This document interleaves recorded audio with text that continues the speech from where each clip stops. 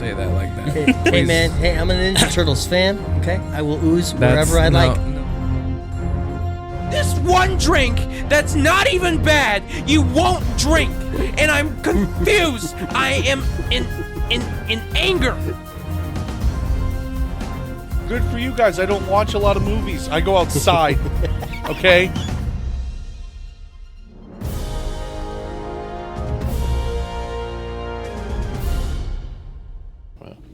You decide. Hello and welcome back to another episode of the Too Many Words podcast. I am your host, Isaac William Joseph. It is episode number... Let's find out. 89. 189. It's either 189 or 190. I think it's 189. But anyways, I'm here with my best friend, Jordan Van Cleve. And across the screen from me is...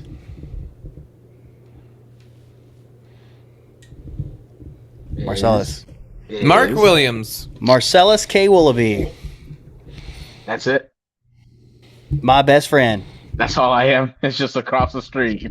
Across the screen, my best friend, Marcellus K. Willoughby. Nah. Did Nope. you just give up on thumbnails? Did I just give up on thumbnails? Yeah.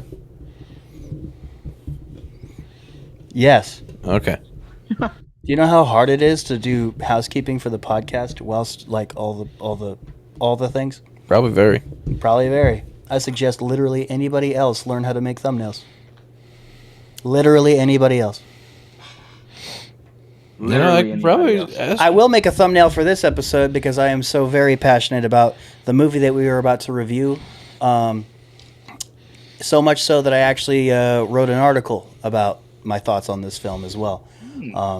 And so This yeah. movie was very special to Isaac. It was also very special to me. But like Isaac's, he's taking it. I'm full sending it. And I'm I not would even- too if I had the.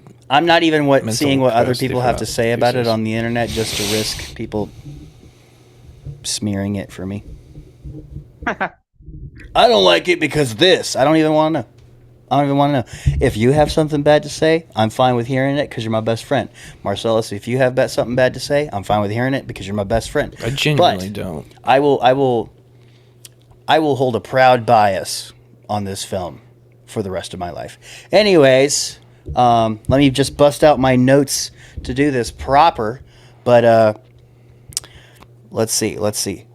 Jordan, That's me. who wrote and directed this film? That's a good question. Let's find out. But yes, you saw the thumbnail, you saw the title. We are reviewing the movie that just came out this past week, Project Hail Mary, starring Ryan Gosling. Hey, I just got a sale. Heck yeah, nice. All right, directors. Boo. Oh, really? I genuinely did not know that. Phil Lord and Christopher Miller. I pointed them out when we saw them. Did you? I don't Yeah. remember that, but I guess, yeah, you did. I do remember that. Yeah. Phil Lord, like, he just does a lot of just random stuff that's good.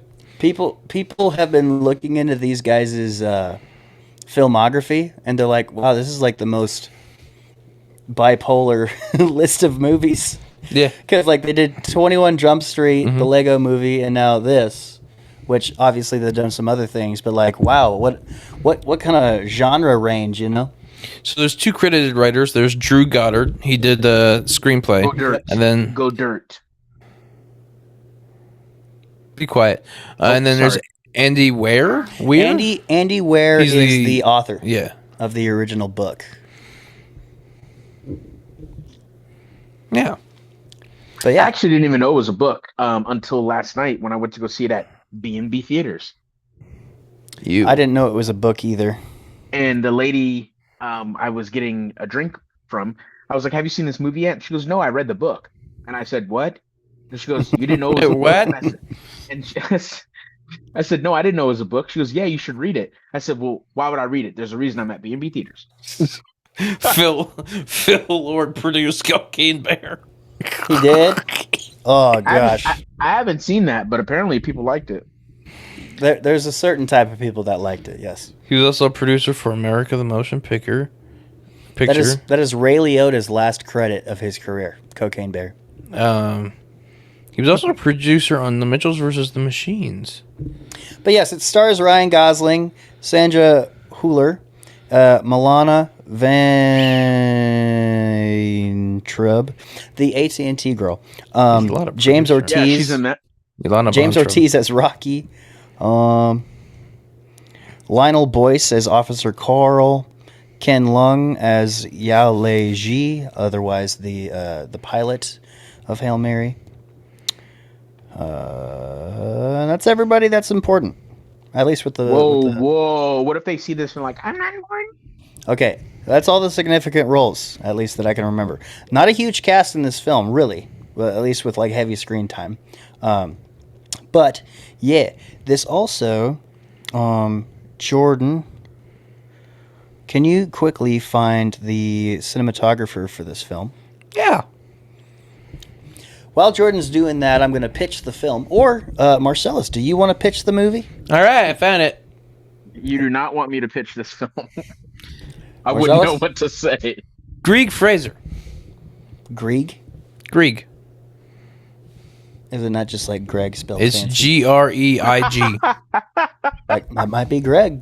He said, "Isn't that just Greg spelled a different way?" No, it's Grieg.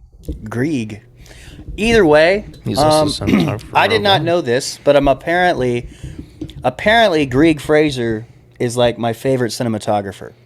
And Name I a did few not know things that this he also did that you really liked. because he has made multiple movies that I think are awesome, like the Batman and The Creator. Two movies that I think are amazing. Also, I think he did a few other things that I've already seen, but I can't think of it right now. He's done a few for The Mandalorian, and he did Star Wars, Rogue One, Star Wars, whatever. Yeah, Rogue One's still on the list of Star Wars movies that I want to see because I'm told that's actually like really good. He Out of did. the newer bulk of Star Wars movies. He did the Dune movies. And yeah, I got to dive into the Dune movies. That's how good the cinematography was in this film. It makes me want to watch the Dune movies, which means a lot, to be really honest. And they did Zero Dark 30. Jordan, do you want to pitch the movie?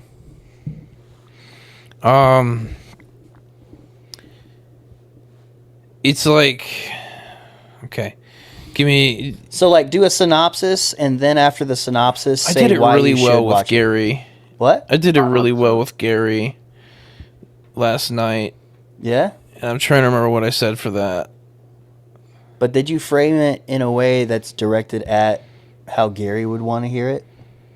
Not really. Okay. Well, do you recall what you said? So I'm trying to think. I know it was like it's a great story. I mean, it's a story that's been told hundreds of times, right? Man goes to space to save the planet, but it's really well done, and something about what was it? Reinventing the wheel.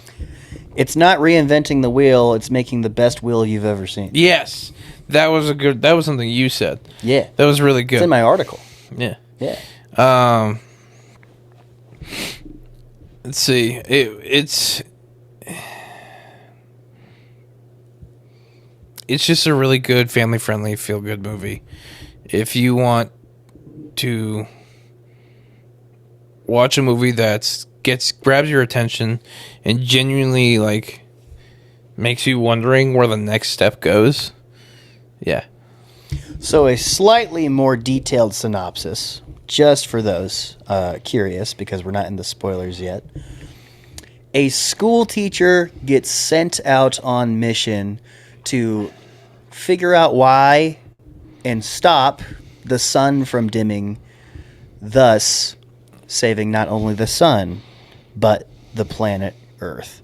Right? Okay. So, this is y'all's spoiler warning. We're going to get into, just get into it. Jordan, what was your theater experience like, sir?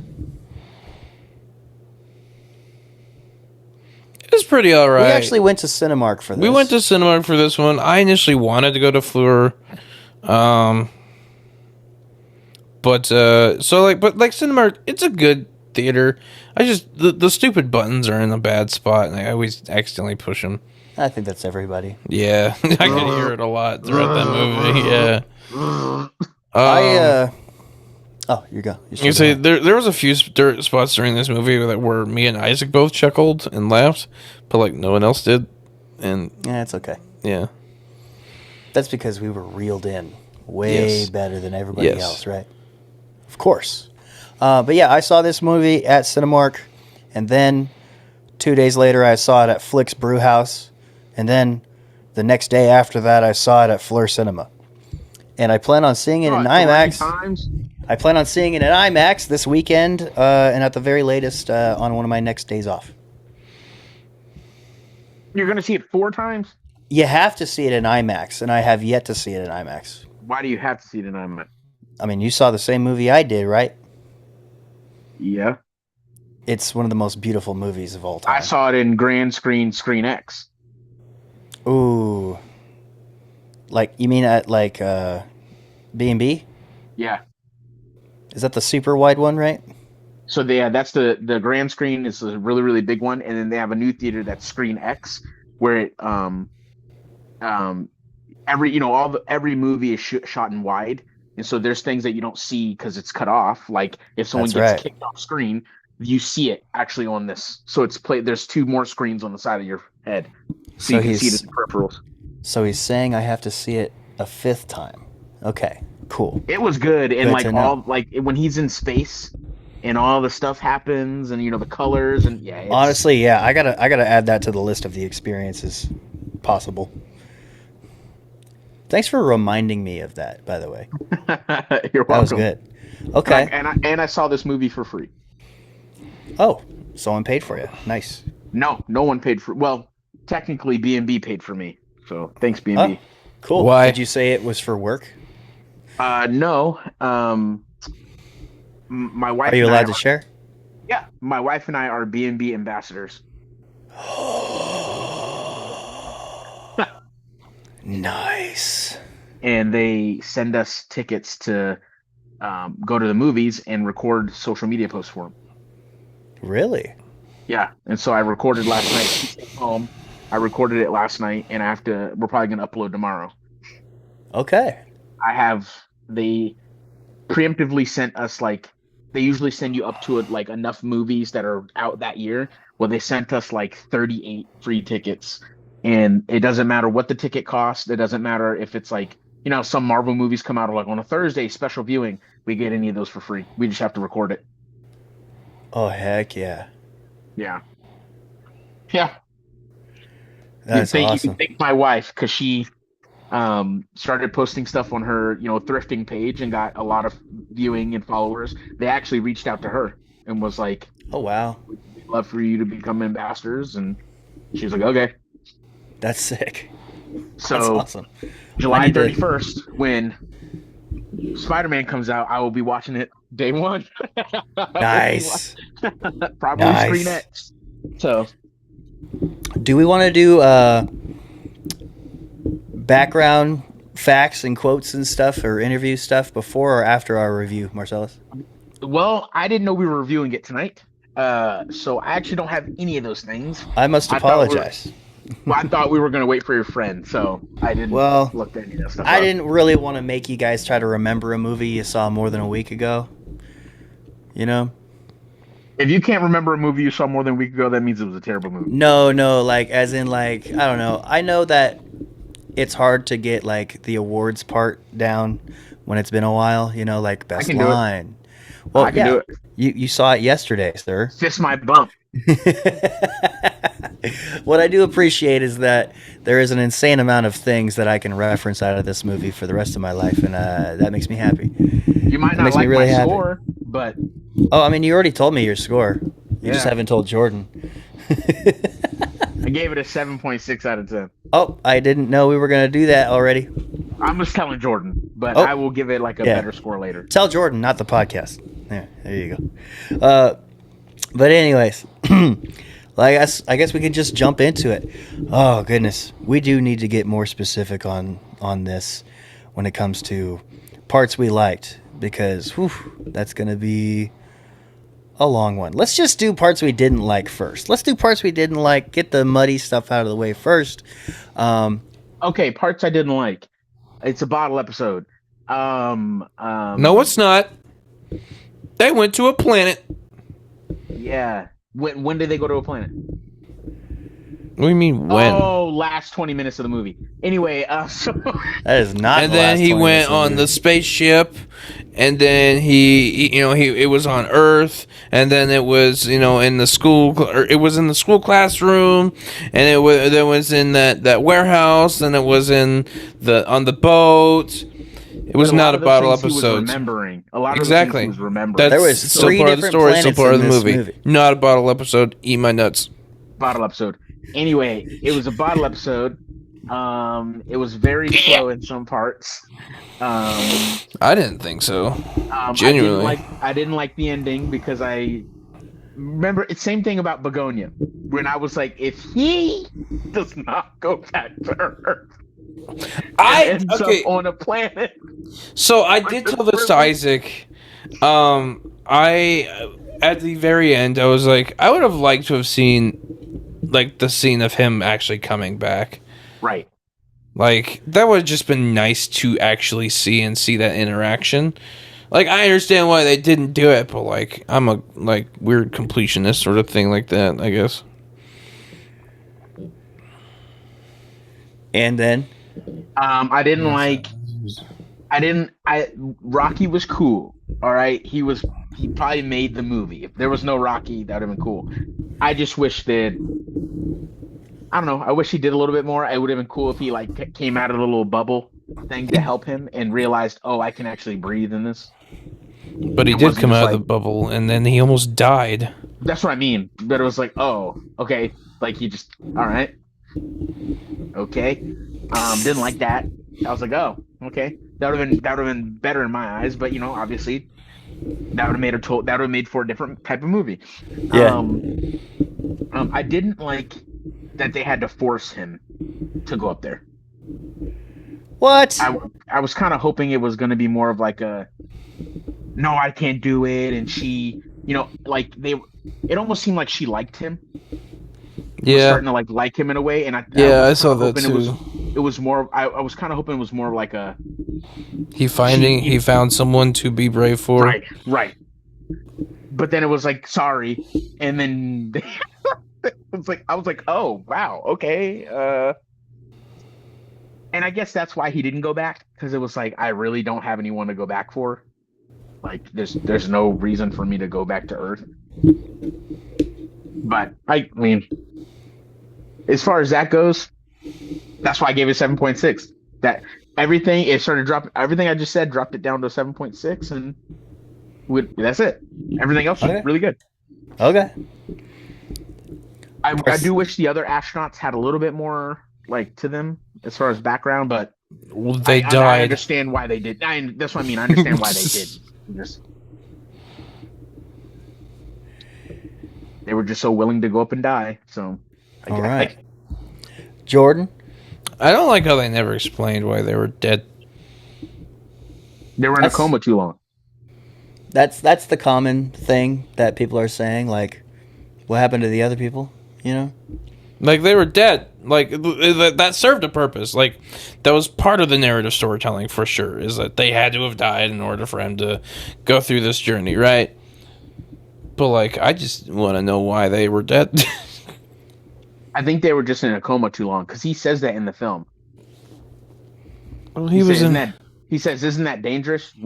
Can't we die?" And she's like, "That's just something we're gonna have to deal with." So obviously they died because they were in a coma too long. Crazy enough, he was the one in the coma the longest because he started before them. That's the point. That's the point. He was in the coma longer than them and didn't die, and they ended up dying. Yeah. And he was the only one that didn't want to go. That's what's making the film. Come on. You're supposed to put it in like this. Yeah, I can't see him. Turning. I don't know why it's turned towards me. I was doing this. I said, that's why, because you got to get the gears turning. They got to make for a story. Come on. He's the only one that didn't want to go. He was drugged, got put up there, all that kind of crap. And then they're dead. And it's like, I didn't want to do this, and they died. I'm the only one that has to do this. Yeah. I mean, there's a certain ordeal of nothing can be too realistic or too sensical, because it's like the purpose of why it's a movie, the purpose of why it's a story. It's interesting. It is science fiction still, so you know. That's true. Yeah. Parts that we did like then. You didn't tell us what you didn't like. Oh, nothing. Parts that we did like then. You didn't like nothing. There's not a single thing I don't like about this movie. Parts that we did like then. everything else. No, he's not one of those, is he? Oh no. Marcellus, you know how long I've been reviewing movies? Oh no. You like this movie that much? Oh no. You know how long I've been reviewing Marcellus, have movies? you really not been exposed to the amount of love this guy has for this movie? He's the reason I watched the movie. Because, like, this is literally the only thing he's talked about since we saw it together. He's the first person that actually messaged me and go, "You have to see. I'll pay for you to see it." And then other people started watching this movie and was like calling me. I was like, literally 9 people in the span of one day were like, "You have to see Project." I'm like, "Am I?" And I finally was like, I was telling my wife, and I said, she goes, "Are you in the movie or something?" Is there something that I don't know that they like took? You're Rocky. Apparently. So I was like, okay. So watching the movie, I'm like looking for hints or something like this.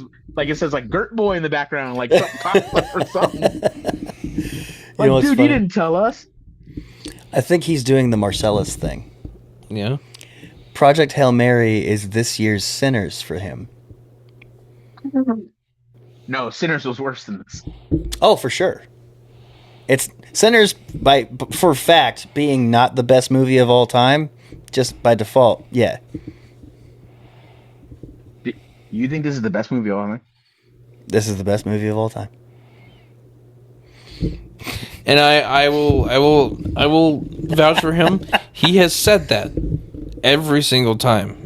Like genuinely. Marcellus He is has outta said here. that every single time. Like he actually believes this is the greatest movie of all time for him. You think this is the best movie of all time? Have you ever seen Dark Knight? That's way better than this movie. I have the whole trilogy Like on my phone. When I say way better than this movie, Dark Knight for me is like a 9.9 out of 10. And you said that this movie is better than that? Dark Knight has a 2-dimensional Batman. I disagree with that. But The reason why the Dark Knight trilogy is good is because of the villains, and if those villains were bad, the whole movie would be bad. No, because I don't want to front on Chris Nolan, but like, Nah, you can't even call him Chris Nolan. He's Mr. Christopher to you. So don't even. I love Christopher Nolan. Okay, those are the best Batman movies that we have besides the Batman. But anyways, I was not a fan of the Heath Ledger Joker. I'll admit. I think it was a killer performance. Like his actual performance was insane, but like that's not necessarily that's not the Joker I like. So like I do have a lot of respect for those movies. I really do, but by no means would I say that they are better. Any of them are better than Project Hail Mary. Marcellus is going crazy. Like I am very nearly in the same boat as Isaac. This is probably a contender. This is probably a contender for top movie of the decade for me. Back to the Future. What about different decades? Nope. Shh, be quiet, Isaac. Back to the Future. What about it? Better or worse than Project Hail Mary? Better. That's all. Okay. And you stick to your guns, Jordan. Okay. Oh yeah. No, I do believe that. No, look in the camera. It makes you. You got to stick to your guns, okay? Okay. Back to the Future is a better movie than Project Hail Mary. Thank yes, this is true. I believe Isaac, that. What is wrong with you? Did Ryan Gosling pay you, or like no. paid to go to all these IMAX theaters? I love movie? Everything about this movie. The way you were telling me to watch this movie, even Hannah said the same thing I said. Is he like getting paid to tell you? She goes, is he like every time you go, hey man, you should watch Project Hail Mary? I'm glad that given everything that I do, it's a believable presumption that I would get paid to, shout out a movie. The way you were saying that, I'm like, is this like this got to be movie of the year or something? Because he really wants me to watch this movie. And It's so a I went great and saw movie. it, and I walked out of the movie theater, and I went with my friend Tyler, and he goes, I said, "What do you give it, Tyler?" He goes, "A 7, not as good as everyone was saying it was."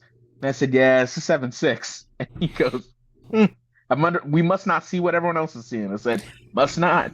You know what the problem is? So I saw it the day that it came out, technically, right? Yeah, we both did. Yeah. Yeah.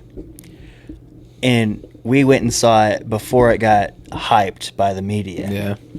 And so there's probably like this expectation now for people who have yet to see it that this is going to like knock your socks off, and just be oh so everly perfect, right? Perfect is a high bar to get to. I think it meets it. But I do feel like there might be a difference in going in because you yourself was interested and going in because everybody thinks it's an amazing movie. Absolutely. Absolutely. Now listen, I forgot this was even a movie until you said something. I remember seeing something about it, and then you were like, "Hey, Project Hail Mary," and I looked at Hannah and was like, "Oh crap, I want to go see that movie." Nice. It's a great movie. It's a great movie. But Marcellus, what are parts that you liked about it? I liked. Also, real quick, one more thing I didn't like. I thought it was too long. I liked Rocky's character. I thought Rocky's development as a character was really good. Sick. I'm a big Ryan Gosling guy, so I liked Ryan Gosling's character. I liked that he came out of a coma and didn't remember anything. I do like that. And I like that towards the end he finally remembered everything. Not that you remember it, because I think if he did towards the middle, it would kind of ruin the movie, because then it was like, it was definitely a build up. right. What else did I like about this movie? I liked that there was a villain. I forget what they called the little things that were eating the planets. Oh God! Now that you say it, Agalites or something like that. no, Something like that. no, it's like Aphrodites. Nope. One second. I've been looking at that word all week. Why do I not know it? One second. Because you've been put on the spot. Pressure. That's how it happens. It's called astrophage. Yep. Astrophage.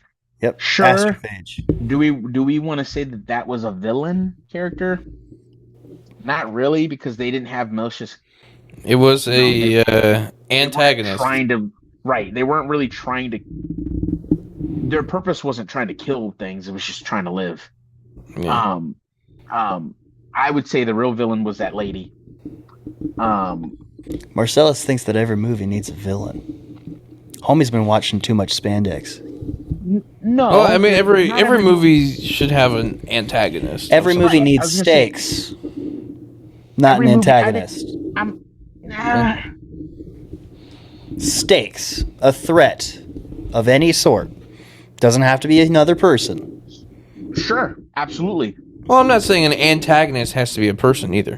Doesn't have to be an alien. Doesn't have to be bacteria. Exactly. Antagonist. There you go. You want to say antagonist? Same thing as a villain. I mean, there's good and bad. Every movie has good and bad. Sure. You know, you watch 2012. You know who the villain of that movie was? Mother Nature. Yeah. Like that's what I Exactly. mean. Like there's a cause and effect, and I would say the woman she really wanted to save the planet. Yes. Would do anything to save the planet. Yep. And did anything to save the planet. Yep. And in turn, save the planet. Yep. Do you know what I call that? What? And I like movies that are like that, where it's like she's not really a villain, but it's like like I don't really know if you're going about it the right way, but if she didn't do it that way, maybe people would have died. I call it the Thanos effect, Yeah. because a lot of people see Thanos as not really a villain. It's like he's really just trying to save the world. Because we just finished watching Endgame, and I will say my wife looked at me, pauses the movie, and goes, "What if he succeeded? Then the Eternals movie would have never happened." Yeah. And I went, "You got a point. That's true. He would have never came to eat the planet because there wouldn't have been enough people." And I was like, "Well, but he's a villain. He killed people. Let's stop there, okay?" Thanos wasn't wrong. It was just his execution. Right. Absolutely. Okay. He would have been on Thanos' side. And but I do like that part of the movie. I like that there had to be some kind of cause for him to be up there. Not just I'm a scientist and I want to go up and help. Like everything was really well thought out. She hugged logic more than emotion. Right. You know, that's what she's like. She was like that. From I the know beginning, too. that it seems like I'm betraying you, but I'm just doing what needs to be done. You know. Right. She literally says that. So yeah, I like that part of the movie.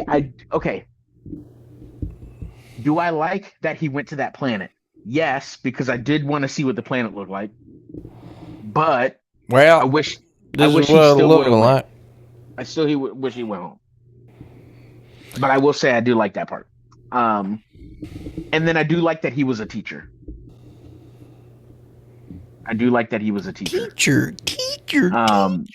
Just because I think that gave it a little bit more oomph. Almost to the point of like in your brain when he's like, "Oh, there's nothing for me to fight for." It's like, but there is, because he really loved those children. Yeah, You could tell. So he's a good teacher. yeah. Well, we don't know that. We just know from that one pop. Yeah, he was a good teacher in that 5 minutes. Yeah. And at the end, he was a good teacher because he asked the same question. Remember that? Yep. In this movie is a universe where Ryan Gosling's a teacher and he asks one question all year. What's the speed of light? That's it. Those kids will be able to answer that question the rest of their lives. Yes, it's a good question. Yeah. Just like, Jordan, I'm getting through to these kids. parts that you liked, sir. I mean, every single part of this movie that was not something that I had mentioned for what I didn't like, honestly.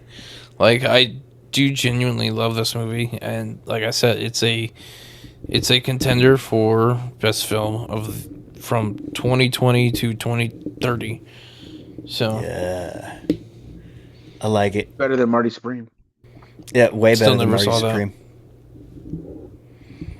We actually like this main character. nice. No one cares about table tennis, anyways.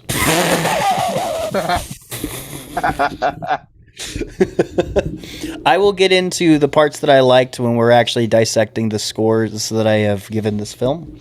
Oh, in that case, Because I it's will time to explain get my them lips reasoning wet, all right? behind It's every time score. to get them lips wet. Oh. Isaac, what do we have with us today? A drink that I've definitely had before, but I will never complain about having it What do you again. mean you've had it before? It's new. You Well, don't think I go out? It's new. Yeah, you don't think he goes out? Well, stop drinking the beverages. I'm that an we have for the Arizona T podcast. fan. It's not like I'm going to see that out in the wild and be like, no, nope. no. I'm an Arizona T fan. You're just kind of there. No, I'm an Arizona T fan. You're a wannabe ambassador, okay? No, I'm a Willoughby. You're a Willoughby ambassador. You quite literally are. Yeah, it's planted in your name everywhere you go. Yeah. Known fact. Yeah.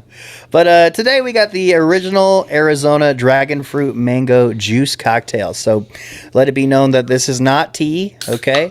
Not tea, just a it's one of juice their cocktail juice cocktail based ones. in dragon fruit. And I've had that one.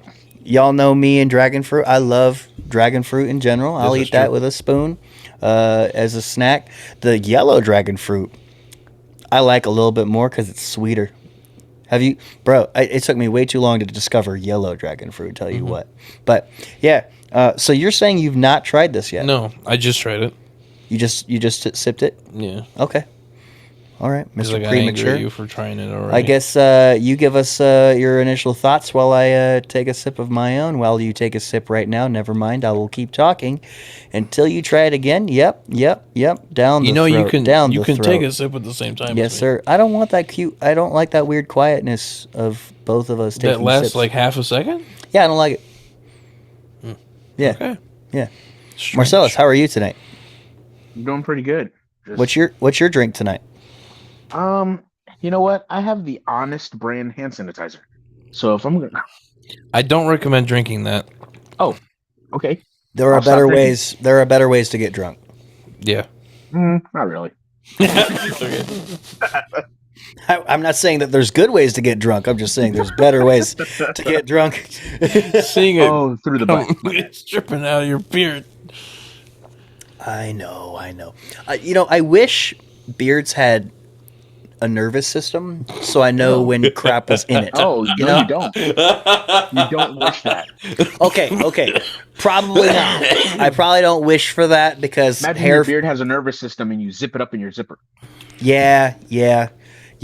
For you're like- exclusively the moments, it's like, can I pray to God to have like a very unique superpower of just feeling when food's on it? You know? I mean, for Please? the most part, I can because it like tickles it. I guess I don't know, but when it's big bushy like that, it's a lot more difficult to feel that. My freaking enemy, my arch nemesis. Okay, cupcakes. The worst thing I could ever eat is cupcakes, bro. Like I have to like eat it from the top down, and eat all of the icing in one bite just so it doesn't get anywhere else. But anyways, Jordan, what are your initial thoughts on the dragon fruit mango?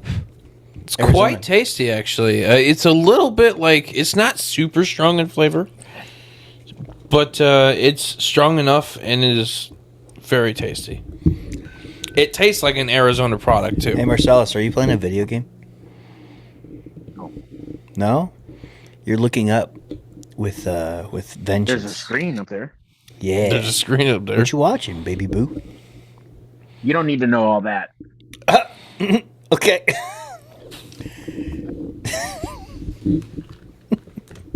Where you going? Mister? Sir? Mr. Sir? Hey, you can at least, like, tell me what you're doing. Okay. Cool. So, I guess we'll just get into what's next for the movie review. Yeah, I guess since we're skipping the parts that I liked, we can go to awards. Marcellus, best acting. Rocky. Jordan? Nah, you know you What? gotta give it to Ryan Gosling. Really only acting, but So in my opinion, best actor also goes to Rocky. So here's the thing. Here's what makes it difficult, right? I think, this is hard. This is really hard. Because, like, it's live action acting versus voice acting, right? Pretty much, right? And so it's like apples to oranges. You gotta be on dad duty? no, I'm good. Okay. We're just listening. I was listening. Why you bring that up? What? What are you doing? What? You got a snacky over there. Says who? Remember, he That- said he was hungry in the beginning. Is that supposed to be a secret? I don't know what you're talking about. You're waving it in front of my face. No, I'm not. Anyways, This? yeah. I mean, I do eat the mics often. Yes, you do. That's why we don't have guests, actually. But anyways, shoot. Yeah, best acting. See, I think in terms of performance, the best acting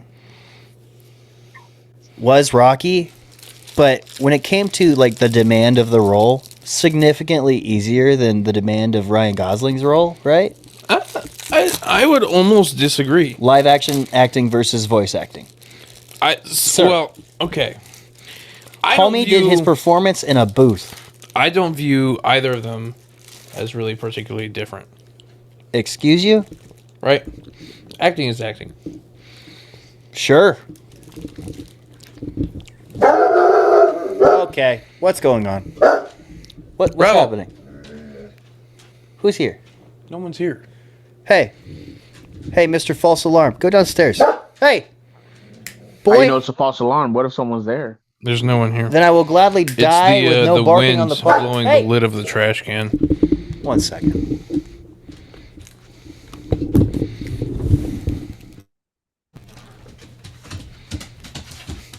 It's like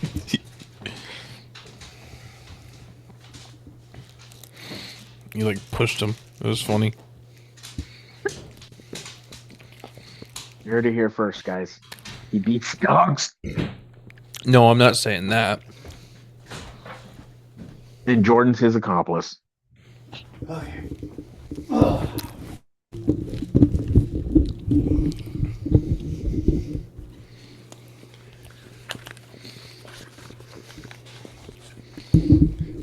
right, I'm back. But yeah, that We're was talking about really high-speed dogs. that's a really tricky award to give. Because in terms of live action acting, it definitely goes to Gosling. Not because of like he's necessarily doing a better job than anybody else. It's just like he's the bulk of the movie. Yeah. Like his role had insane demand.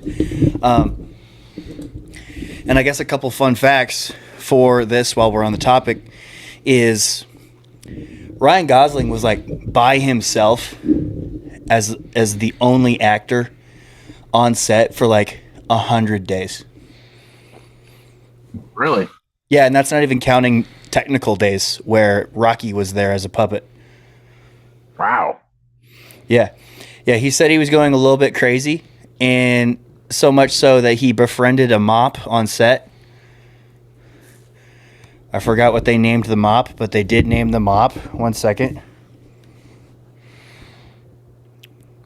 Still think it goes to the voice actor for Rocky. I think it goes to Meryl Streep. She did a really good job. She can do anything. That is.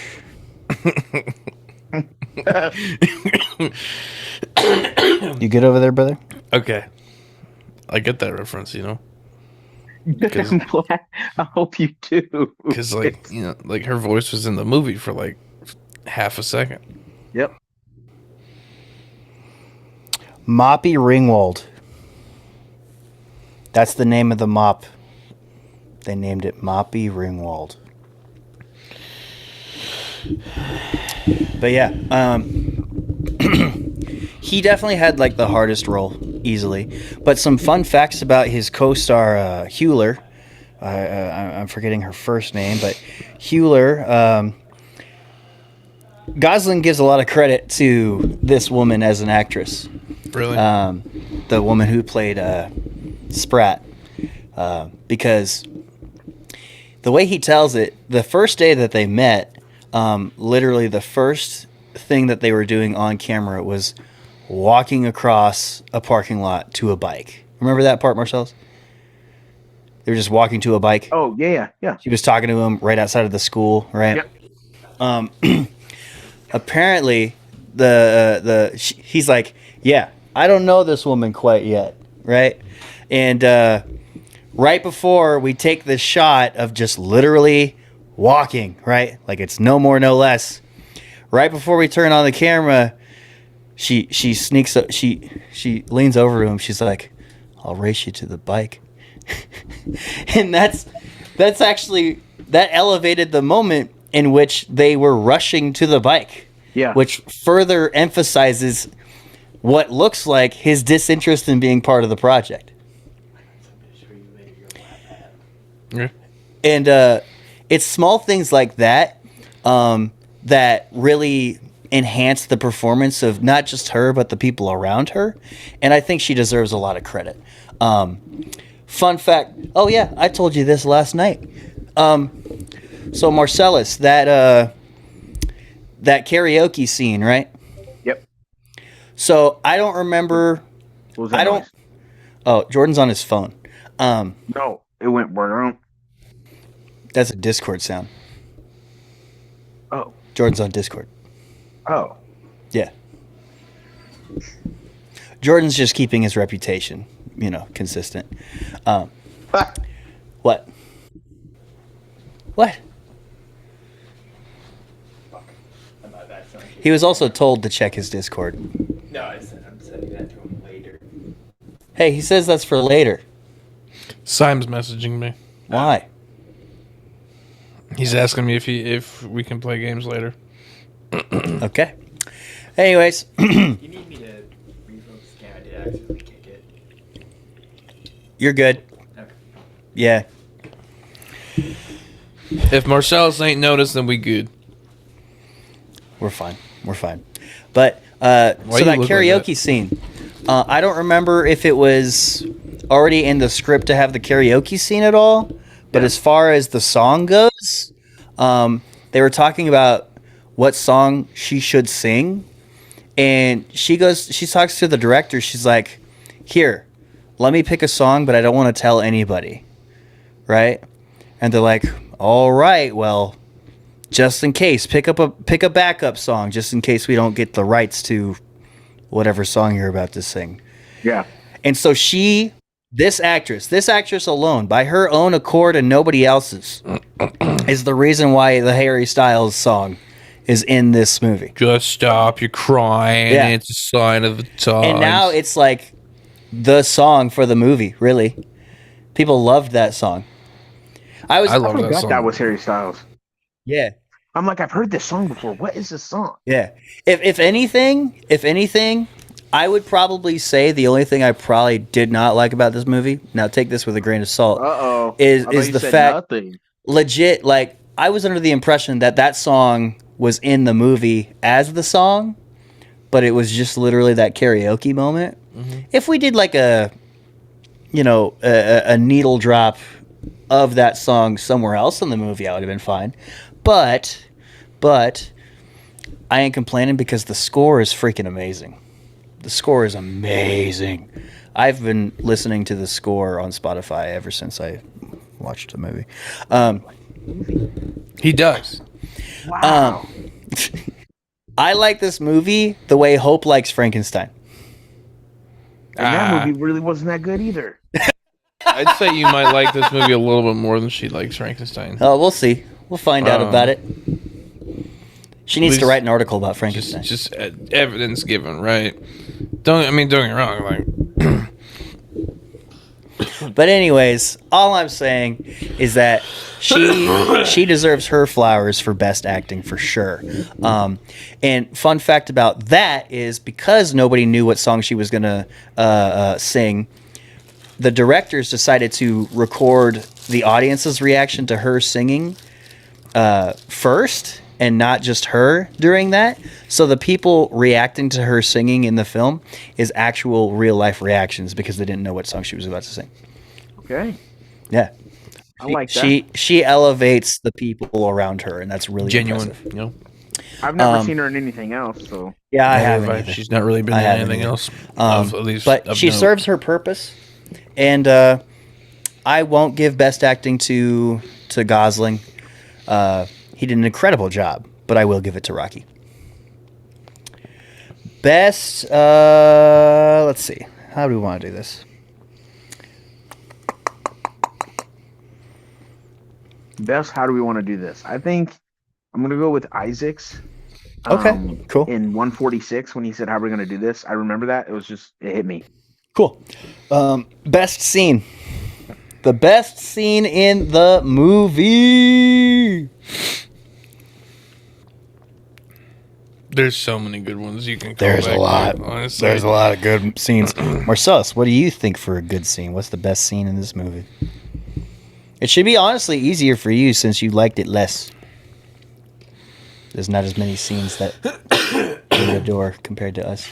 This is Best not my scene. Yeah, best scene, best moment. this is not my choice for this award, but this is an honorable mention for it. The spaceship chase. That one was very cute, very funny. Yeah, that was nice.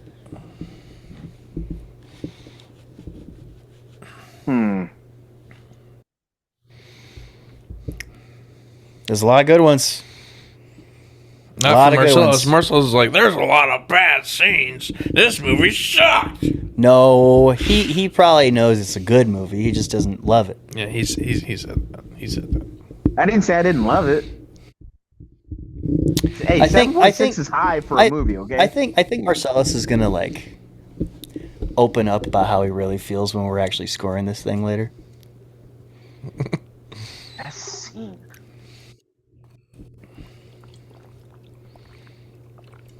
Someone else go before me. You put me on the spot. Best scene. Best scene? Ooh, there's a few. This is really freaking hard. Grace, go home. That's my favorite Yeah, scene. Grace, go home. That's probably one of the most where emotionally driven Ryland ones. Grace was trying to come to terms of him going to die in this spaceship, and then Rocky's like, I thought you Rocky, made peace. Rocky crew die. Rocky could not fix. Grace die. Rocky fix. And like just like the absolute selfless gesture. I will get to my home 6 years slower from helping you. Bro. I don't know why, but this film has reminded me that I don't cry too much during sad scenes of a film. I cry during happy scenes of a film. Like I the last time I saw a movie this many times in theaters was No Way Home, and I cried every time at the moment Andrew Garfield saved MJ. That was an important moment. Yeah. Happy tears. I'm a happy tears guy when it comes to the theaters. And that was a happy tears moment for sure. But I also freaking loved the entire ending to it. I really did. All of the ending. All of it. Every last second of it. But I could go on and on about the parts that were my favorite. Meeting Rocky, getting to know that. Ooh, I think, I don't want to say it's a whole scene, but just like a sequence of them picking the voice that would be Rocky. That was fun. Yeah. That was really fun. I think that was Meryl playful. Streep. We were just talking about it earlier. She can do anything. When they look at each other and they both shake their head after that. They're like, Yeah. Yeah. But yeah. Not to mention. Okay. Reason why it's called a bias is because this movie is not just great, but there's so many parts of this movie that I almost feel like is personal to me. Really? Me specifically. Why do you say that? In high school, we did something my senior year that was like all space themed, right? Okay. We did like a space medley, right? I forgot what it all was, but I had a solo, and it was not me singing; it was me Scoa? whistling. But my whistle was supposed to trigger the rest of the choir. It was, you must use the force, right? It was like a Star Wars theme thing. Mm-hmm. And my solo was just me whistling that. Bum, bum, bum, bum, bum. I won't whistle because it's a podcast. Something like that, yeah, sure. But, dude, that moment where they're tapping on the glass, meeting each other, and Ryland Grace goes, "Oh, you were pointing, right?" But when they were doing that, when he was doing the tap backs, he was like, "Bum, bum, bum, bum, bum," and that took me straight back to high school, bro. That took me straight back to high school, and I loved that so much. But yes, best writing. Oh, Marcellus is being summoned. We don't know if he will be back, but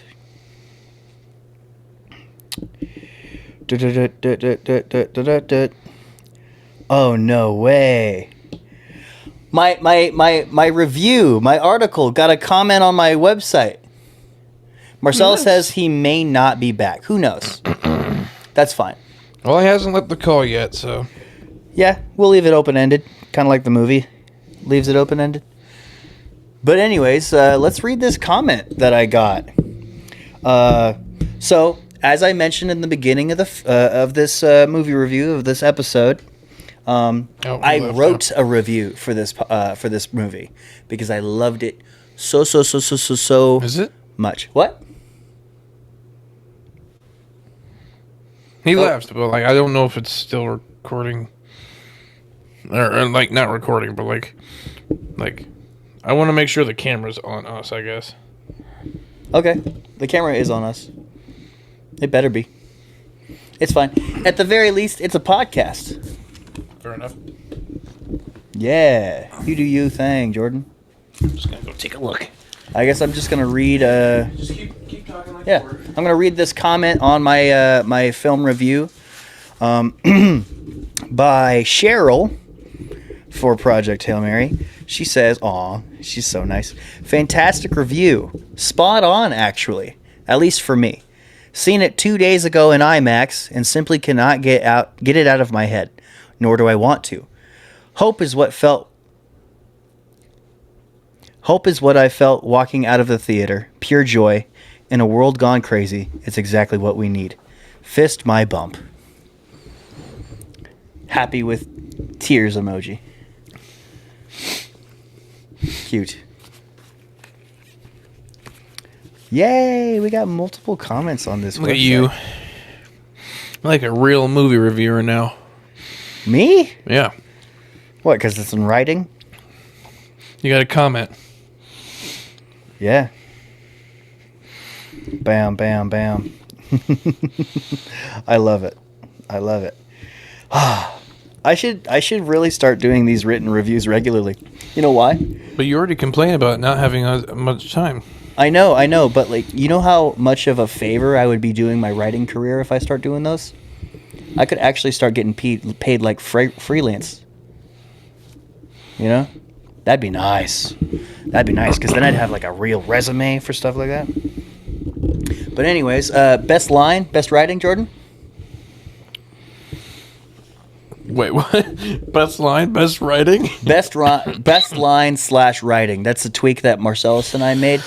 Just because sometimes it's hard to recall an exact line, but if you really like the writing in a certain scene, or you like the dynamic of something that was fleshed out, that's good writing.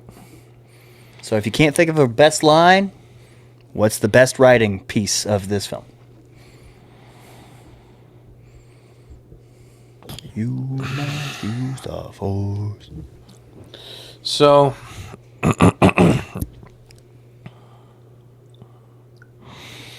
I think there is a few pretty good one-liners in this. Okay.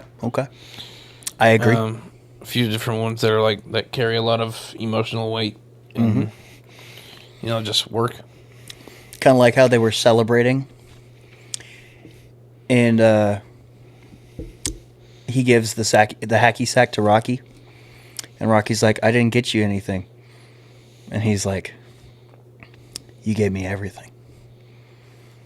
That part. Also, probably a lot of people didn't look into it like this, but life is reason. Life is reason, bro. Life is reason. Isn't that awesome? Yeah, Yeah. this movie's awesome. What's the name of the spaceship? Hail Mary, What's the name of our main character? Grace.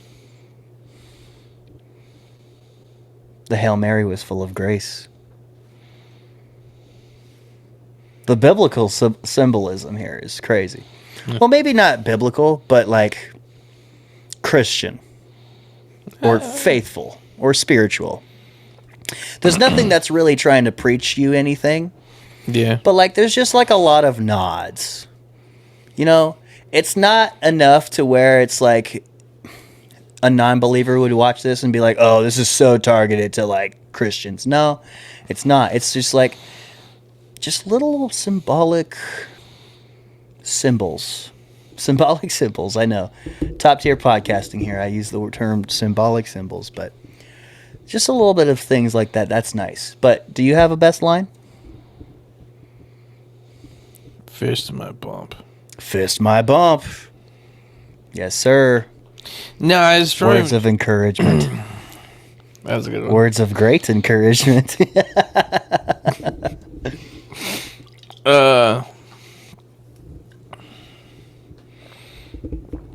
I don't know.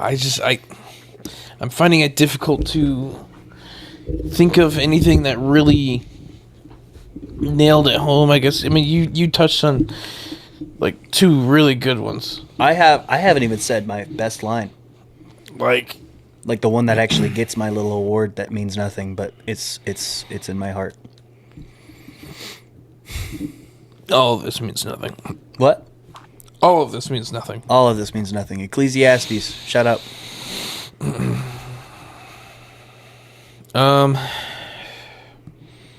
I guess I don't really know, honestly.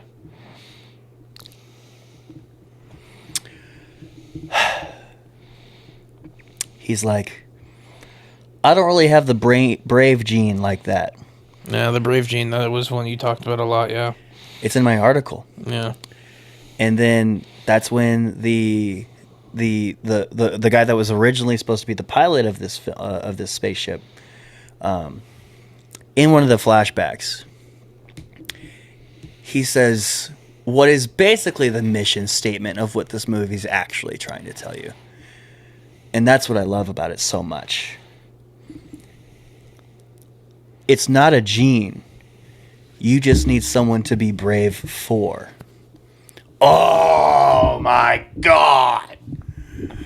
That's good stuff, man. Are you kidding me? Oh my goodness.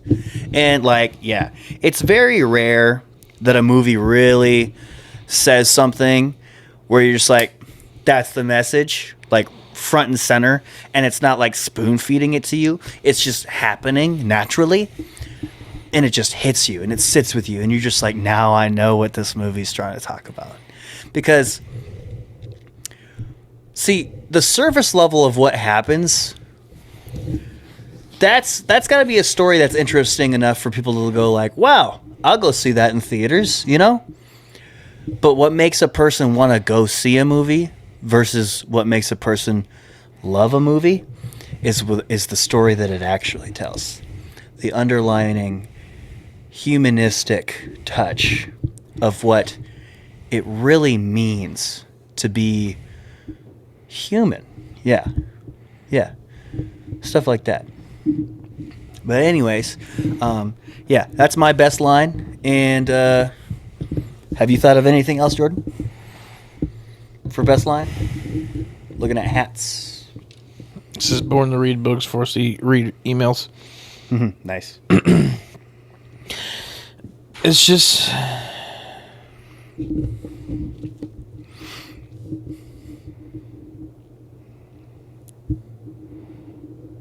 I don't know. There's just like particularly in the earlier scenes in that warehouse, right?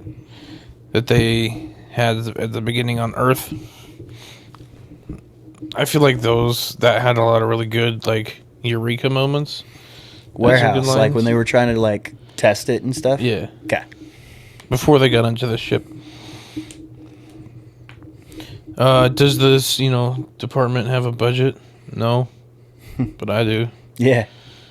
That's a good one. I don't know. I can't, for specifically best line, it's just, there is a lot of really good writing in this movie. So, it's very difficult. Lots of it. Ooh, I guess one of the only things. See, a sign of a perfect movie is when you just get into, the nitpicks. The nitpicks, right? Like, Carl and I made a baby joke, but said differently 12 seconds apart. You know? Yeah. Okay. Which is, Carl, we're pregnant. What? And then on the phone, 12 seconds later, Carl and I made a baby. That's a nitpick. You don't gotta say it twice. We get Yeah, it. but like, it's a little different. You could tell in the theater that the first one hit and the second one didn't because you already said it. I don't know. That's the only part. It's the only part. To me, But- those are two different jokes. It's the same joke told differently within context. I guess, yeah. To the person on the phone, that's the first time she heard it. Exactly. But as an audience, we've heard it. Well, you can't think about it from an audience perspective. We are the audience. We have no choice. You got to immerse yourself. See, that's the problem. It happens too early in the movie. Anything that happens after the first 20 minutes in this film, I don't care. I have no notes. Because it really snatches you. Really snatches you and does not let go once you're fully in it, you know? But anyways, best shot, Jordan. What's the best shot in this film? Literally any of them. Oh my goodness. Literally any of them. Hey, can you pick your favorite child? Like, that's literally what this question is like for a movie The such as this one. cinematography, like space movies just in general just have some of the best cinematography. There's not a single one that you could really pick and feel confident with being Because the like best.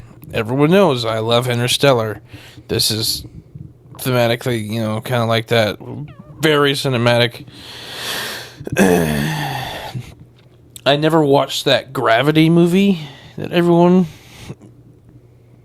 went nuts about, but I heard that had some pretty interesting cinematic shots too. Yep. Do you even know what I'm talking about? Oh, I do. Okay. Actually, I saw a video of the director talking about his movie Gravity, and I have yet to see the movie Gravity, but I know what it means because of writing, and I was watching writing videos. Nice. Yeah. He wrote that movie Gravity because he felt like he was in a spot where he was drowning. Interesting. Yeah. It's really good, actually. So the subliminal messaging might be awesome in that movie too. But best shot, I can't think of it. Truly, there's so much good. You know what? So much good. I got it. If I have to choose one, I got it. When he's standing in the stream. That whole Petrova line scene, yeah, that is a magical moment, and that's why I'm going to go see it on IMAX. I need to experience it in IMAX, Jordan. I need to. Goodness gracious, I need He to. literally says it in the movie. Grace, what are you doing? Having a moment, Rocky. Having a moment, yeah. It's, wow, yeah. See I this really movie. wonder how they figured out how to do it. No Watch green this screen. No green screen, man. I mean, if you film in the studio, sometimes you don't really need a green screen. I guess. But, But it looked so good. Oh my gosh. Oh my gosh. and a lot of it, especially if you film in a studio, you can simulate a lot of things with lighting. Yeah, you can. Like they have Kind of like in that's how Oppenheimer. concerts happen. You know how in Oppenheimer Yeah. they had all those like explosions? Mhm. That was literally just water with glitter and food coloring. And they just did it extra zoomed in. We didn't know the difference. I really need to rewatch that movie. I've only seen it once in theater. I remember when Oppenheimer came out, and Another visual. my visually friends, stunning some of my substance. friends were saying that was their favorite movie of all time. Christopher Nolan's great. He's great.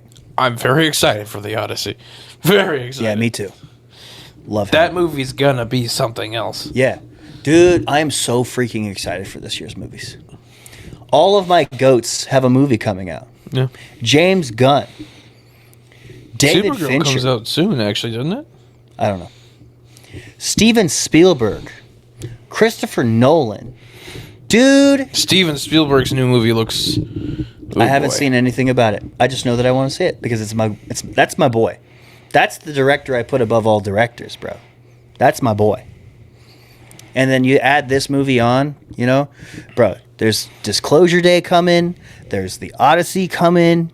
And June 26th, Supergirl. There's Supergirl coming. There's probably a few other things coming out. I don't remember the name of David Fincher's movie that's coming out, but it's coming out. It's coming out. But moving on, best shot. I don't know. Maybe one of the shots where they are near Adrian. So I don't know, not too far away from when they were in the Petrova line. But One of the scenes where they're flying through the clouds. I really like the shots where he's actually in the tunnel meeting Rocky, and like it's literally just a simple shot of the tunnel in the background, Ryan Gosling front and center, and like just like the light from his spaceship illuminating from the back. There's a few shots that are like that because, you know, it's obviously a part of the back and forth conversation he's having, but it's really good. It is really good. But there's a million shots that are really good. There's that whole scene where everything's rotating because he's figured out how to get gravity on the spaceship, you know? Jordan? Yeah. Yeah. What did I say? There's a whole scene where he's trying to figure out how to get gravity on the spaceship, you know? I'm looking at the freaking movie stuff. What's the saying? I was looking at James Ortiz a little bit more and some other cast. James Ortiz was also the puppeteer. I was about to say that. That's how they found the casting for the voice actor. It's just because James Ortiz just knew Rocky's just like persona. Ryan Gosling said that he was riffing with James Ortiz on one of those many lonely days of trying to talk to an alien that isn't necessarily going to talk to you because it's, you know, voiceover. But James Ortiz, if he's also him and the James puppeteer. Ortiz were just riffing, and he's like, this guy knows exactly how Rocky should be. And so that's what they did. Nice. It also helps that Ryan Gosling was part producer. Yeah. Yeah. Yeah. Time to score the film. I love seeing some actors be producers because it means that, like, they wanted this movie to happen. Yeah. So, like, I love seeing that. Like, genuinely. Yeah, fun fact. I don't know. I've been telling everybody stuff about this movie, so I don't know if what I'm about to tell you is something that I've told you or Aaron or some other third person. I've been talking Aaron's head off about this freaking film. I'm sure. But so the book came out. It was fully published to the public in 2021. But Ryan Gosling said that he received the manuscript 6 years ago. So before this book was even out into the general public as a story, the author Andy Weir was like, "Hey, if y'all are gonna make a movie with this, I want Ryan Gosling." Interesting. Did I point out to you, You never the told me that, no. similarities in the name Rylan Grace and Ryan Gosling? No. RG and RG. Yeah. Bro, Andy Weir, the author, he says he does not write books with the intention of them becoming films. But it's getting really hard to believe him when he says that, when literally he talked to Ryan Gosling about this thing before his freaking movie actually came out. He wrote The Martian, too. Yeah, he wrote The Martian, like, too. And then people are talking about how his other book, Artemis, is probably going to get an adaptation, too. Mm-hmm. But as a writer, I understand what he says when he says that. If you write a book in the sense of it becoming a different medium, you're going to worry about it translating to that medium instead of just writing a really good book. That's another person's job. That is another person's job.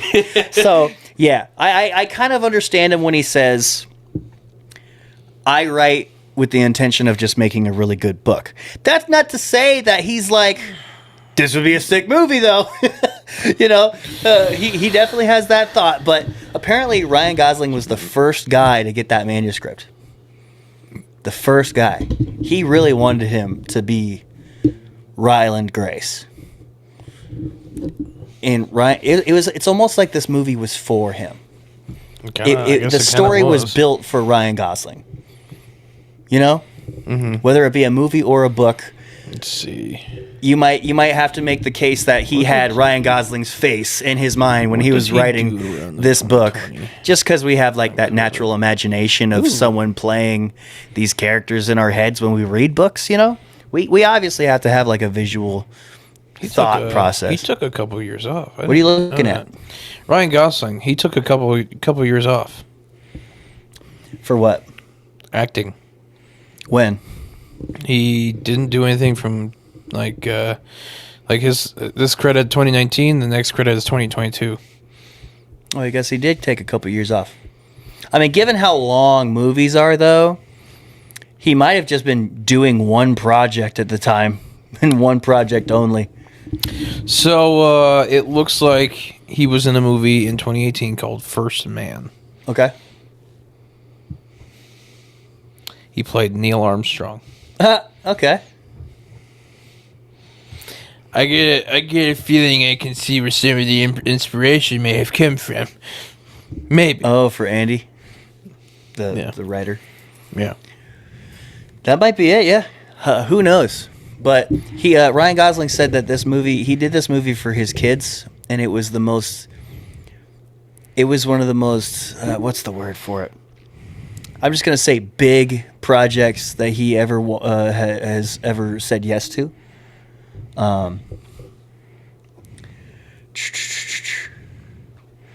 Let's see. So Jordan, what's your score on the film out of 100?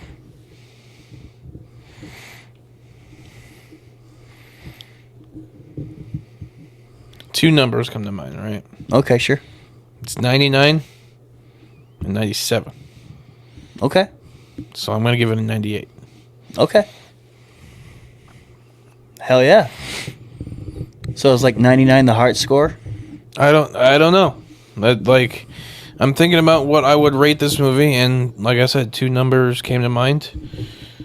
And it's somewhere in between that, and that's 98. So Okay. So my heart score is 100, by the way.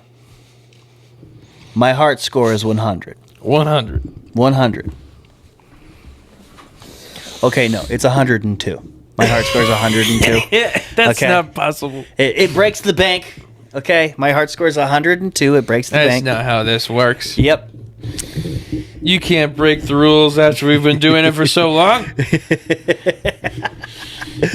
Okay. In my brain, it's 102 for sure. But anyways,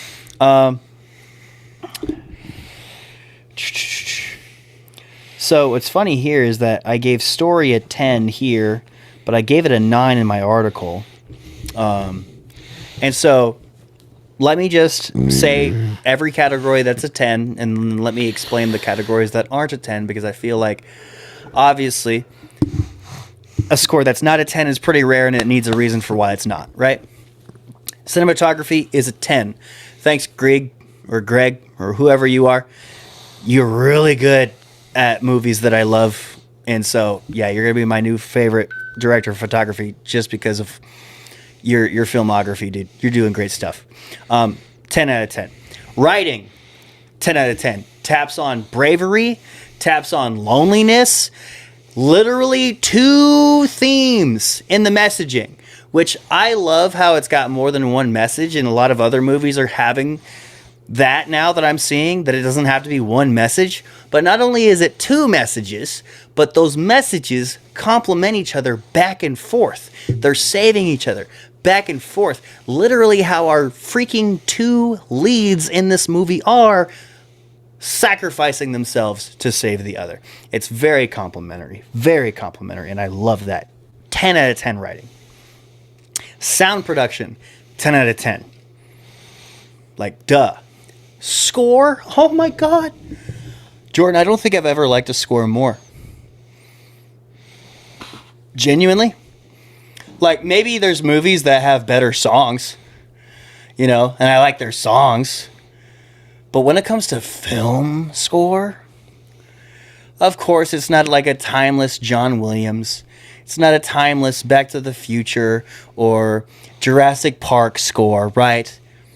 Obviously, it's got to hang out a little bit to see if it's timeless, right? But listen, Jordan, you know how often I don't pay attention to score in films? Like, we've been doing this for several years now, Jordan. Mm-hmm. And you're like, yeah, I liked it when they started playing this theme from a different movie in that moment to have an homage. And I'm like, what are you talking about? Right? Mm-hmm. Like, I don't even know what you're talking about. But I kid you not when I say that I literally woke up 3 days ago with one of the scores in my head. That, oh my goodness, that is a score with a lasting impression. And a 10 out of 10 for score is too low to me. But yeah, 10 out of 10 music. Character arcs and just character in general. The guy who did the score and music for this also did The Bad Guys too. Just so you know. Really? Mm-hmm. I love The Bad Guys too. I know you Dude, do. it's like a freaking Avengers team of all the people that secretly make movies that I love that I don't know about, and they're coming together making a perfect movie.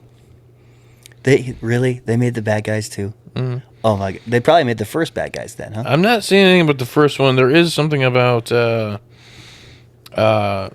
a short, a Bad Guys short, huh? Or like something. Where is it? Oh, The Bad Guys, Little Lies, and Alibis. Okay. Well, anyways, great character, great music, pacing. Now listen, this is what I have to say about the pacing, and I speak on this in my article too.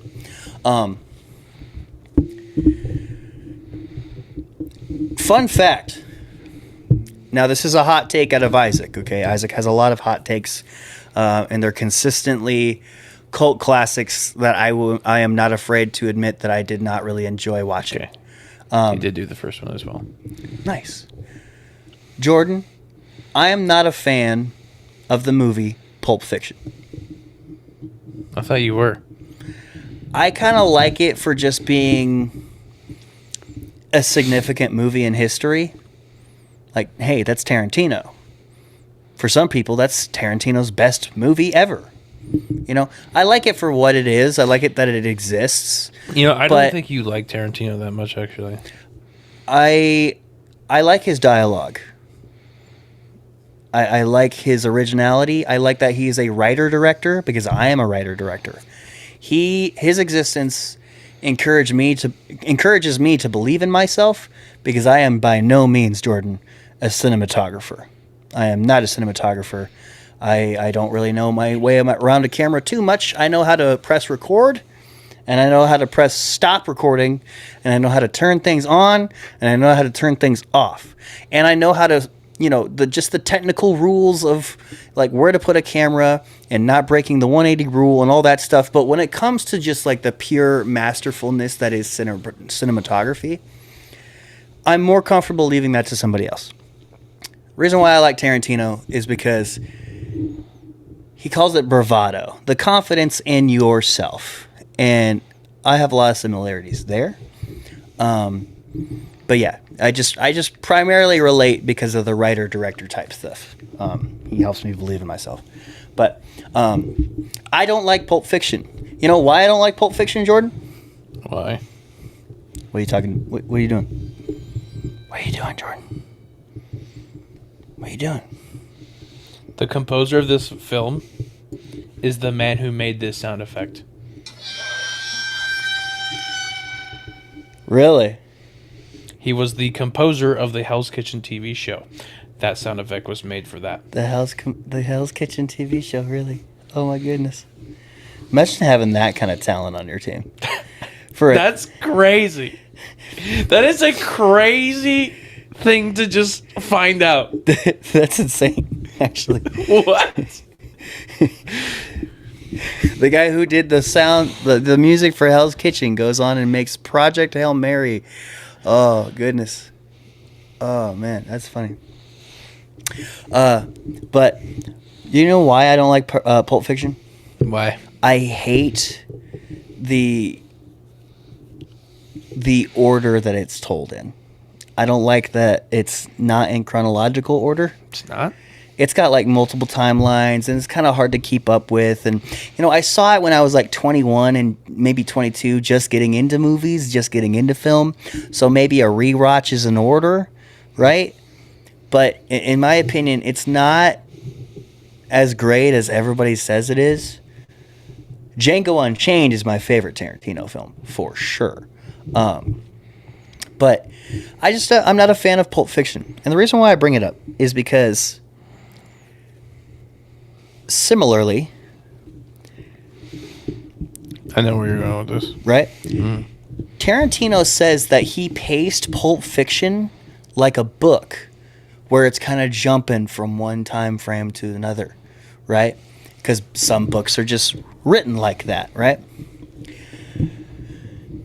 And so that's kind of why I enjoy original screenplays for movies over adaptations of books, because I don't like it when I notice that it's paced like a book. But listen, Jordan, reason why I don't really like stuff like that is because, like, sometimes I get lost in the sauce for, is this present? Is this past? Where are we at? You know? But the way that the cinematography is done, and I credit pacing and editing for this, they make it very clear where you are or when you are in the story. Obviously, the difference in setting helps. Are you on Earth or are you on a freaking spaceship, you know? But here's the thing. In the beginning, it was very well calculated with the very first shot of every time we switched back and forth between a flashback and vice versa, right? Like, in the beginning, we went from complete visual differences, like going from a fresh Ryan Gosling to a panicked Ryan Gosling, right? And in the middle, it did shots that were ever so very obviously different. Like, you go from space to suddenly a shot, a bird's eye view shot of a aircraft carrier. Obviously, that's Earth. This is where we're at. This is when we're at. Boom. And then, as you're kind of picking up the pieces, right, for my small brain, it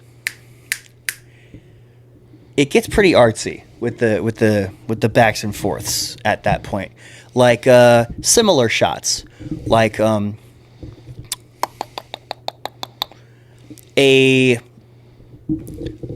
aquarium, that aquarium thing, that submarine toy in the aquarium, right?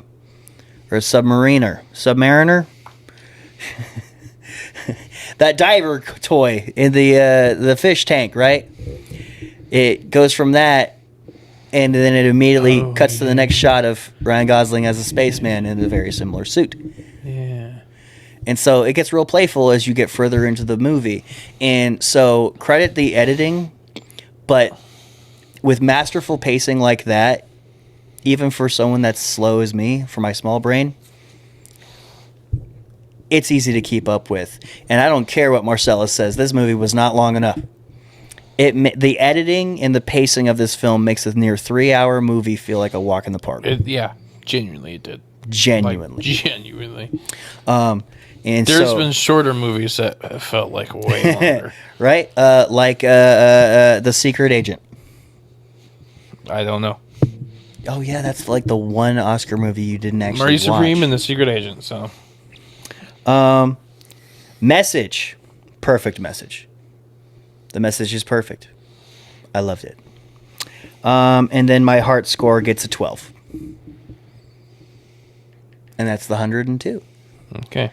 But So let's go through your numbers again. So story gets a 9 and acting gets a 9. I need to explain myself with that. Okay.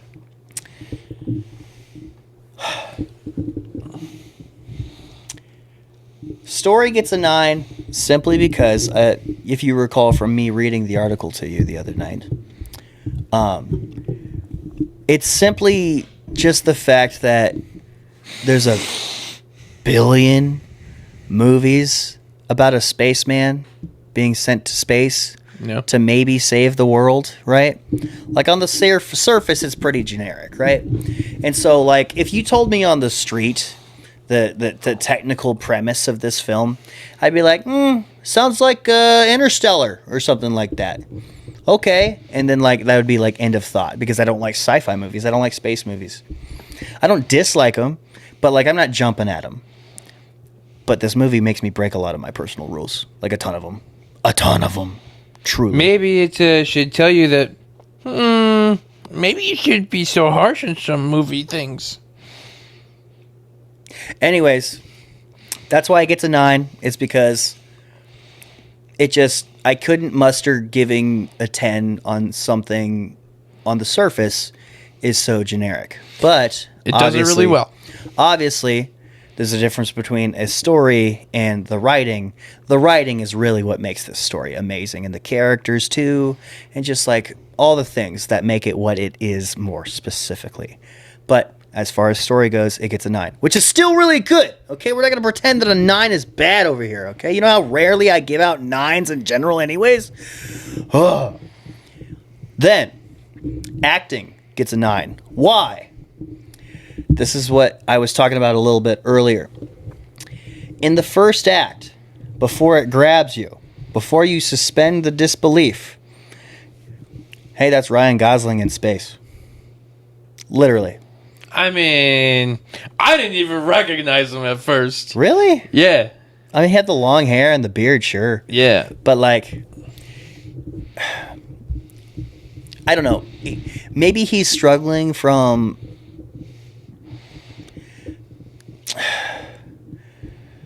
The Rock. How everybody does not see The Rock as his characters, but they just see The Rock as The Rock in movies. Ryan Gosling is a movie star. He's not just a good actor. He's a movie star. Everybody loves him. Everybody knows him, right? Yeah. People have their opinions on him. He's gotten to that upper echelon, obviously. But I did need a second watch to really observe and appreciate his acting. Because I got over the fact that it's like, hey, this is Ryan Gosling. Because by the end of the movie, I'm like, this is Ryland Grace, you know? Because it gets better with time, and it gets better with rewatches too. Like, this is one of those movies where the acting gets more believable the more you see it, which is really weird because, like, it's usually the inverse because you've already accepted that this is a movie done by people, right? But, yeah, don't expect a lot of range out of Ryan Gosling out of this film, which is why he gets a 9.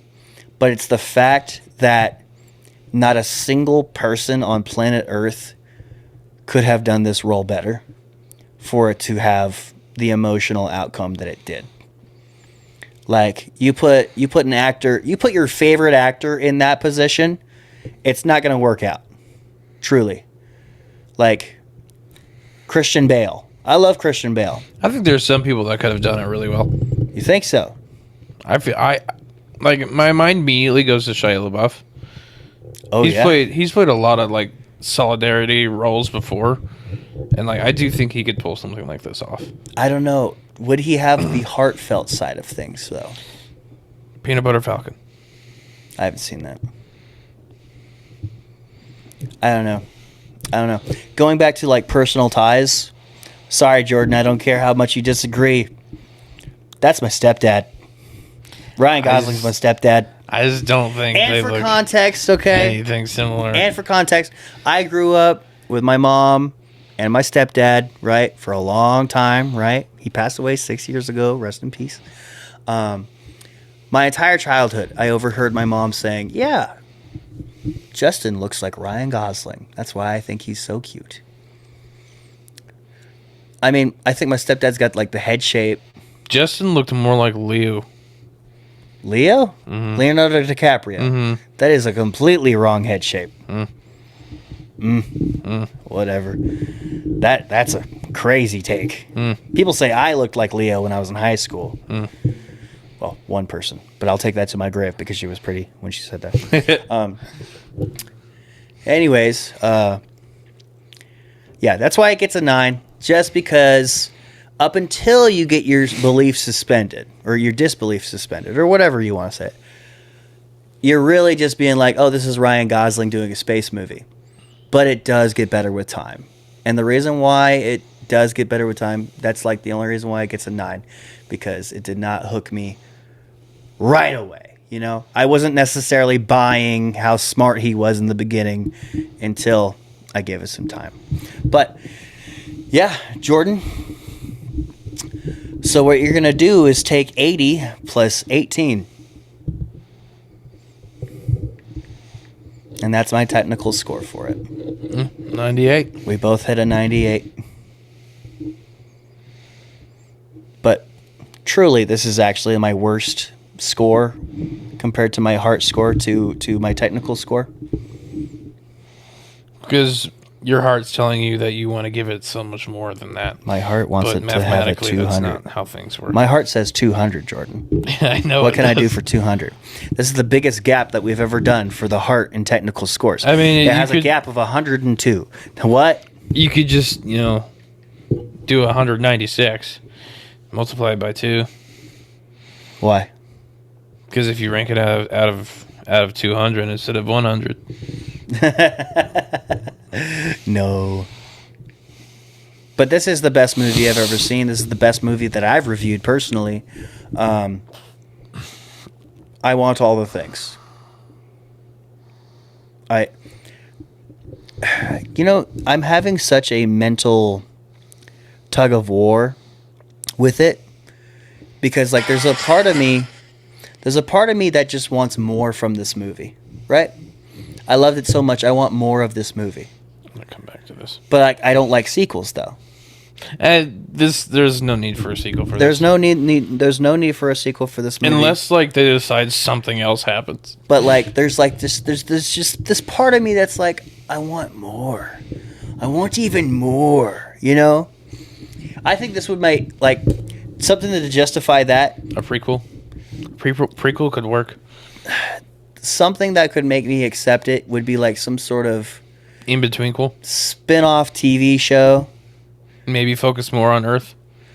or life on this new planet that they designed. Yeah, like why was she on a boat? Yeah. I don't know. Just something. I don't know. I would accept either a prequel or just anything that isn't just another movie.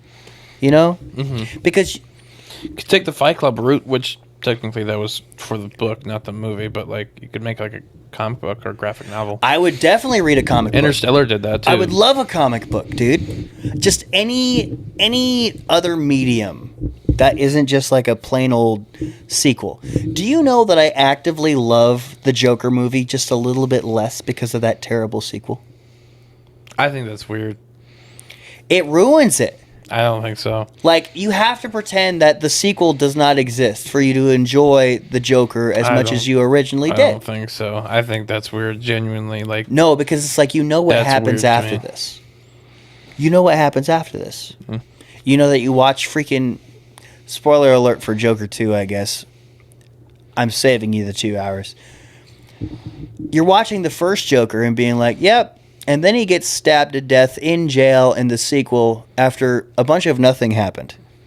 This is the Joker. It's just so stupid. It's just so stupid. But I don't know. I will gladly accept literally any other content that they want to add to a story like this. I really would. But I would just be careful. Because what I we think a have comic book would be a really good what way. we have is a perfect little baby movie that's going to grow and prosper and be talked about for decades. Because the Interstellar prequel comic was great. The Fight Club sequel comic was great. Yeah. I think that's really the best way that they could go about that. Oh, man, that'd be so cool. I need to talk to my comic book making friends, see who's interested. Hey, you want to make a lot of money? Mike Kingston? We're going to have Bezos talk to you, but Your style would go great with this. Oh, man. Talk to Aubrey Sitterson. It's like, hey, you're doing Free Planet right now, right? Obviously, you like the sci-fi stuff. Come on, you know? But, like, whatever it is, it just can't be lazy. Isaac, what do you rank this drink out of 10? I love it. I finished mine. I just remembered we forgot to do that. 7, 8. Okay. It's good. It's a 7 for me. So if you like, you definitely like it I'll more give it than an 8. me. So Yeah. Gosh, what time is it? It's almost 11 o'clock. Sweet. Well, hey, you have a stack of mail too, by the way. I'm going to go on Letterboxd and read some reviews. Why? Oh, that's a new segment that we've done. Marcellus and I, we rewrote how we do movie reviews. That would have been nice to know. Well, remember that time when my phone wiped like all my notes? No. Well, it did, and we had to reformat the structure of how we review films. Interesting. And so we added a couple new things that are fresh. But You're gonna we've already love some been of doing these. this for almost 2 hours, Isaac. What? We've been doing this for a long Do time. you think today. I'm reading every freaking review that No, they've I ever want to done? be done. Then we won't do it. Thank you. Yep. Thank you. We won't do it, guys. Even though I was going to read some awesome stuff. Blame Jordan. Complain about Jordan. Write a review about Jordan, how he sucks and he doesn't like fun things. Okay. But anyways, this has been the review of Project Hail Mary, the greatest movie we will ever review on the podcast. Unless we do some like really classic stuff that would debatably be better. But Project Hail Mary is my favorite movie of all time now. Because it's funny enough, you know, for the longest time I said Fight Club, Ford versus Ferrari, Joker. That's an easy top 3. But I wasn't really sold on Fight Club being the best. Right? Like, I would just casually say that. But, like, it didn't bring out the emotion in me that this movie does. This movie reminds me of why we love movies, which is I want to pretend that I'm just escaping my life and enjoying a pastime that is just a really good story, and I'm a kid again. And that's what this movie makes me feel like. But yeah, Jordan, any final thoughts? Who or what did you dedicate this podcast episode out to? This podcast episode goes out to someone that was special to me. And He hates them now? No. You said was. She's dead. Oh, okay. Her name is Krista. She was a good person. Who's Krista? She was a former deli manager. Oh, wow. Okay. Well, she was never my deli manager. But, like, she is a former deli manager. Okay. Rest in peace, Krista. Yeah. Old age or what? No, liver failure. Okay. Yeah. Okay. You should have gone second. Yeah. Yeah. We love you, Krista. I never met you, but Jordan did, and he loves you. Isaac, who or what do you dedicate this podcast episode got I almost don't want to, man. It's gonna make me seem like insensitive, whatever I mean, pick. it's fine. All right. Well, this one goes out to literally everyone connected to the existence of Project Hail Mary.